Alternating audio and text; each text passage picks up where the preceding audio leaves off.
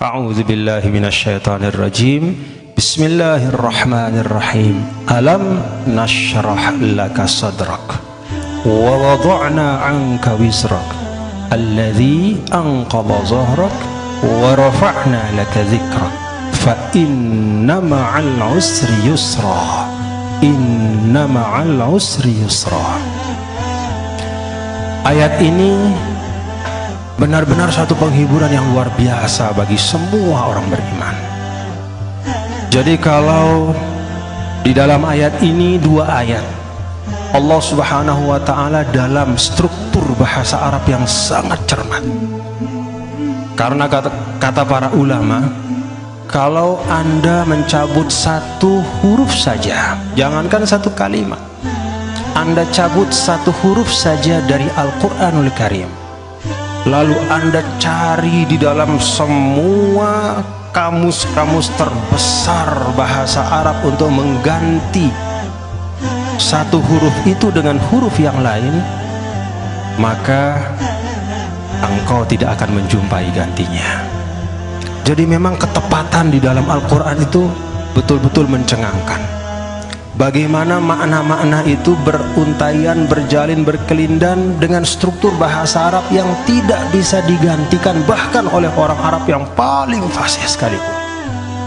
Maka ketika Allah berfirman, fa inna ma'al usri yusra, inna ma'al usri yusra, dalam dua ayat ini ada dua kalimat ma'rifat, yaitu al-usru yang artinya kesulitan, dan ada dua kalimat yusra yang artinya kemudahan. Apa bedanya Bapak Ibu dan sahabat-sahabat semua? Kalau yang ma'rifat itu diulangi dengan ma'rifat setelahnya, maka yang kedua itu adalah pengulangan dari yang pertama. Maka ketika Allah berfirman, fa inna ma'al usri yusra, inna ma'al usri yusra, sesungguhnya bersama kesulitan ada kemudahan, dan bersama kesulitan ada kemudahan.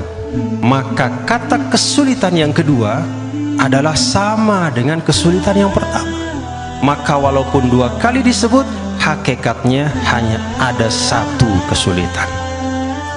Tapi ketika berbicara tentang kemudahan, Allah gunakan nakirah. Nakirah itu undefined, dia tidak tertuju kepada kemudahan tertentu, tapi kemudahan secara umum.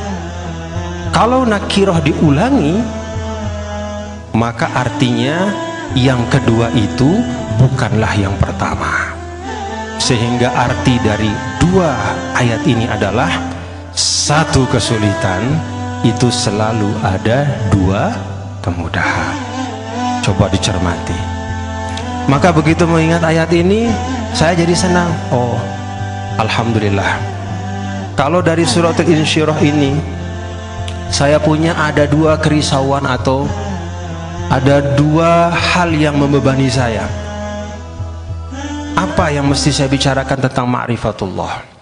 Apa yang saya mesti bicarakan tentang akhlak? Dua kerisauan ini tergantikan dengan 4 kegembiraan dan kelapangan. Bahkan mungkin bukan 4. Berapa banyak yang hadir di sini? 100, 200? Tadi di dalam katanya 2.800 hitungannya. Ya. Dua kerisauan diganti dengan 2.800 kesukacitaan.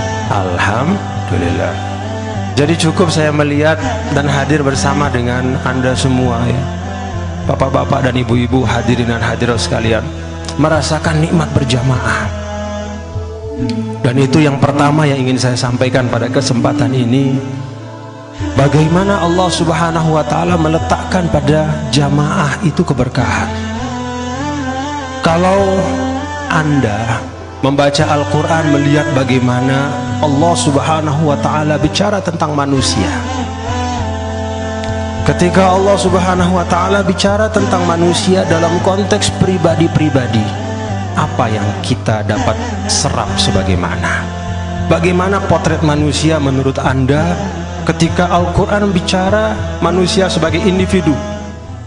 Misalnya dalam contoh ayat, innal insana khuliqa halu'a idza massahu syarru jazu'a wa idza massahul khairu manu'a illal musallin. Sesungguhnya manusia itu diciptakan dalam keadaan berkeluh kesah, selalu berkeluh kesah. Idza massahul khairu manu'a, kalau dia dapat suatu nikmat maka manu'a. Kalau bahasa Sasak itu bergem, nggak tahu saya bahasa Bandungnya. Pokoknya kalau sudah dapat, apa itu bahasa Bandung? Nggak bakal dilepas ya. Kalau udah dapat sesuatu yang dia mau, ada nikmat, dia pegang sekuat-kuatnya. Idza massahul khairu manu'a wa idza massahu syarru jazu'a wa idza massahul khairu manu'a. Kalau dia dapat sesuatu yang rasanya agak berat di hatinya, nggak habis-habis berkeluh kesah sama Allah. Dia berdoa dengan penuh janji, dengan komitmen. Kalau ada misalnya suami istri yang sulit mendapatkan anak, apa katanya? Lain atana solihan, kalau saja Allah Subhanahu wa ta'ala memberikan kami anak yang soleh, maka kami akan bersedekah dengan sebanyak-banyak sedekah. Ketika datang anak soleh itu manu'ah, begitu dapat nikmat dia tahan. Kalau gambaran manusia secara individu, maka yang terlihat bapak-bapak, ibu-ibu, manusia itu penuh dengan keterbatasan di dalam Al-Quran. Idza massahu syarru jazu'a wa idza massahul khairu manu'a illal musallin. Di dalam ayat yang lain, wa khuliqal insanu dha'ifa, manusia itu diciptakan lemah sekali. Ketika membaca terjemahan ayat ini, yang terpampang di depan kita adalah potret manusia yang penuh dengan kelemahan. Ketika ada proses Allah Subhanahu wa ta'ala menawarkan amanah kepada bumi dan langit, wa ashfaqna minha, dan tidak ada yang berani mengemban amanah itu. Lalu kemudian wa hamalahal insan, manusia kemudian berani menerima amanah itu. Apa kata Allah? Innahu kana zaluman jahula. Sesungguhnya manusia itu benar-benar zalim kepada dirinya, meletakkan sesuatu tidak pada tempatnya. Jahula, dia tidak tahu dalam banyak hal apa yang baik, justru dia tinggalkan yang buruk dia lakukan. Potret manusia secara individu dalam Al-Quran penuh dengan kelemahan dan keterbatasan. Potret ini bapak-bapak dan ibu-ibu kemudian berubah ketika bergeser manusia dari sendiri menjadi bersama-sama. Tumbuhlah kemudian panggilan Allah dalam kebersamaan itu dalam bentuk ya ayyuhan nas. Maka mulailah kita merasakan aura kekuatan ketika satu itu menjadi kebersamaan, ketika satu individu menjadi kekuatan kolektif, maka mulai terasa ada kekuatan.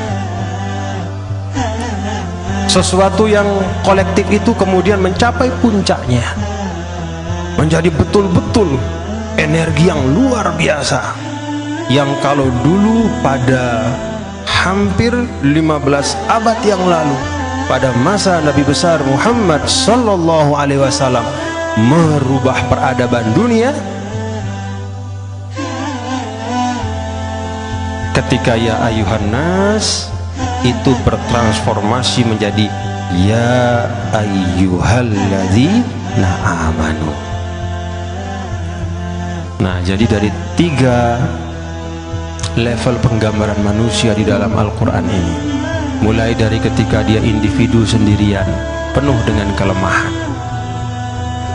lalu kemudian mulai terasa ada kekuatan ketika kumpul menjadi sekelompok orang, dan kekuatan itu mencapai puncaknya ketika telah mewujud menjadi sekelompok orang-orang beriman.